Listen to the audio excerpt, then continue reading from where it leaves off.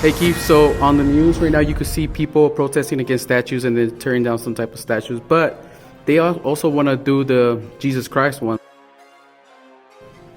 I think the people who are tearing the statues down are the people who should least be in charge of deciding which statues get torn down. There's no difference in tearing down a statue that you don't like with what the Taliban did when they went into Afghanistan. They were tearing down Hindu and Buddha stuff, anybody that they didn't like, and they were burning churches. And so you can be aggrieved and be upset about anything you want, but it doesn't give you the right to destroy other people's property. We know Jesus was not white. We know he didn't look the way that most of the statues looked. We know that the paintings that we've been shown of Jesus are not the way he looked. He was a dark-skinned Middle Eastern man, and the Bible says he was not anything special. He wasn't handsome. He wasn't tall and athletic. He wasn't someone that the women would fall all over trying to get around. He was just an average guy. And that was on purpose because they wanted people to focus on the words that came out of his mouth and not the way he looked. So if the statue is not correct, that's fine. But the people who want to tear it down, they will look for any reason and it doesn't have to make sense. And so I would say no, they shouldn't be tearing any statues down.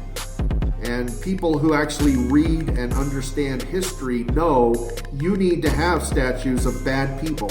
You need to be reminded of why there's a statue there and what that person did. We don't put statues up for everybody, but some of the statues that they're tearing down should be left up because we need to know what happened during the Civil War here in America. And even though the statues probably shouldn't have been built in the first place because the Bible says we're not supposed to make graven images, Christians should not be wearing necklaces with Jesus on them on the cross, crucifixes, no statues of Mary, no Lucky Charms, no amulets or dream catchers. We're not supposed to be in that idolatry mode. So you can say, well, we can tear those down because the Bible says no idols. But they're not doing it for the right reason. And my prediction, and you can write it down, is the same people who are tearing down statues now that they don't like will soon be saying, let's build another statue in that place, and we want to be the ones to decide who it is. They don't have a problem tearing down statues. They're not tearing down statues of Lenin and Stalin and Mao Zedong and evil overlords and dictators because they support communism.